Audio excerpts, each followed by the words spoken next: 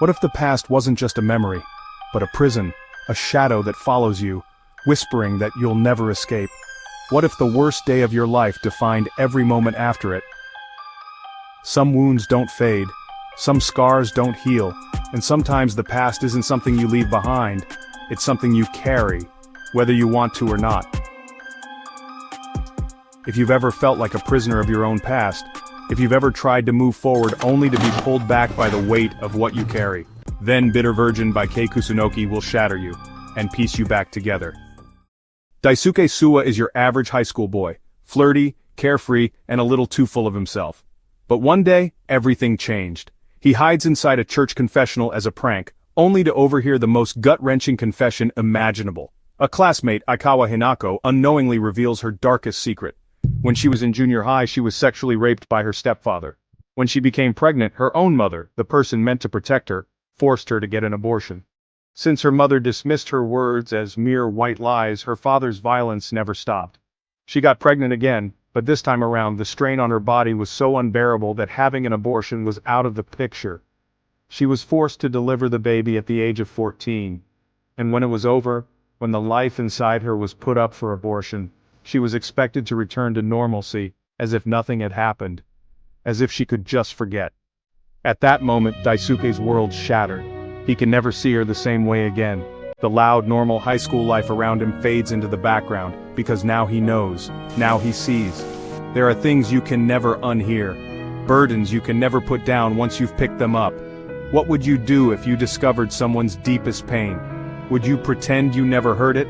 Or would you bear that weight, knowing you can never give it back? Daisuke chooses the latter. Thus begins a delicate, unspoken bond. Aikawa has no idea that Daisuke knows her secret, yet little by little he becomes the one who understands her the most. One gesture, one glance, and one word at a time.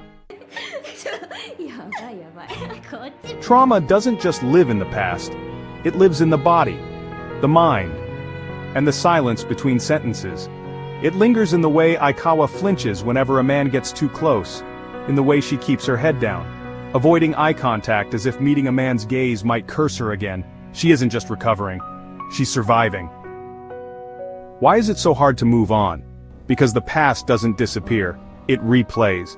The brain remembers pain like it remembers fire. Touch it once, and you flinch forever.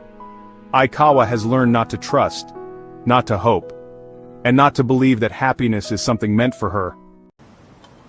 誰かにしか手に入らないものは幸せって言わない。しょうもないしょうもない。誰でも手に入るものを幸せって言うの。And yet, Daisuke doesn't try to save her. He doesn't try to fix her, he simply stays. And sometimes that's enough. At first, she can barely stand to be near him. She stiffens when he speaks to her, too conditioned by fear to believe in kindness. But Daisuke never pushes. He's just there, a quiet presence that asks for nothing in return. Slowly, something shifts. She starts greeting him in the morning. Just a small, hesitant, "Good morning, Suwa-kun."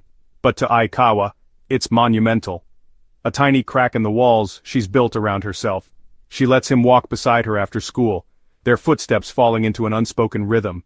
She even helps out at his family's restaurant, standing beside him, moving in a world she once feared, learning little by little that not every man is a threat, that maybe, just maybe, she can exist without fear. You're staring. Sorry. It's, Yes? There's a lot more green in your eyes than I was expecting. Some scars aren't meant to be healed. Some wounds don't close, but maybe, just maybe, you can learn to live with them. There's a scene in Bitter Virgin that lingers. Daisuke watches Aikawa laugh with her friends, smile like any other girl, and he realizes, no one else knows. No one else sees the cracks in her laughter, the way her hands tighten around her sleeves when she thinks no one's looking. Pain is invisible. The person sitting next to you could be carrying the weight of 1,000 nights of silence, and you'd never know. How many people around us are suffering in ways we'll never understand? There is a hook in me. one that you cannot see. But it is there. And you think I have a choice?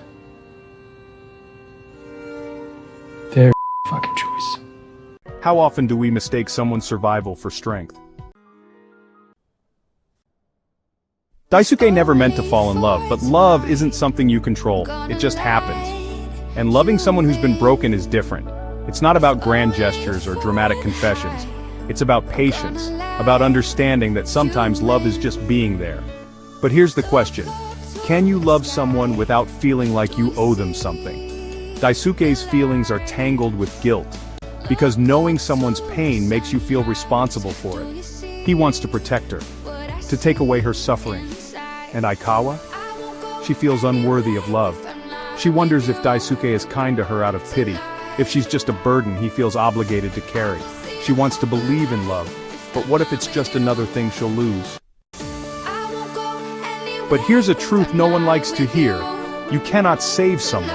You can only stand beside them while they save themselves. Unfortunately, I need you. And you need me. No, I don't. Yes, you do. No, I don't. Yes, you do. Stop it. Stop saying that. You need someone to take care of you. No, I don't. Everybody does. I'm gonna need you more than you need me. That's okay. No, it's not.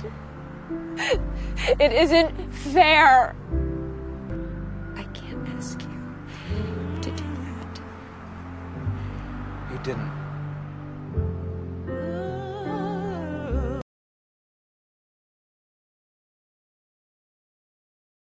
Aikawa wants to believe in a future. She wants to believe that the past is just that, the past.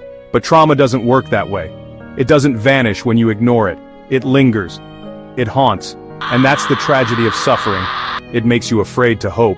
What if it happens again? What if happiness is just a cruel illusion before the next nightmare?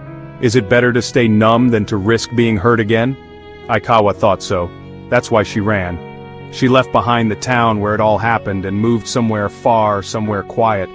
A remote high school in the countryside where no one would know her name, where no one would whisper about that girl behind her back. She thought if she buried the past deep enough, she could start over. But the past is never really gone. It exists in the way she flinches when a man gets too close, in the way her voice wavers when speaking to strangers, in the way she refuses to let anyone really know her. Even when Daisuke enters her life, when she finds herself drawn to his kindness, to the way he treats her like a normal girl, she keeps her distance. Because she's terrified. Terrified that if he ever learns the truth, he'll stop looking at her the way he does now, that his kindness will turn into pity, that the warmth she's slowly come to rely on will vanish the moment he knows. She battles with herself. What if I let myself believe in this and I lose it? What if I fall in love and he leaves? So she pushes him away, hides behind silence, tells herself she doesn't need anyone. Don't let the past blackmail your present to ruin a beautiful future. But Daisuke doesn't leave, he doesn't waver, and maybe, just maybe, that scares her even more. Bitter Virgin is a rare kind of story, the kind that stays with you, that forces you to ask the hard questions. How much of our past defines us? Can we ever truly let go? And when someone reaches out a hand, do we take it?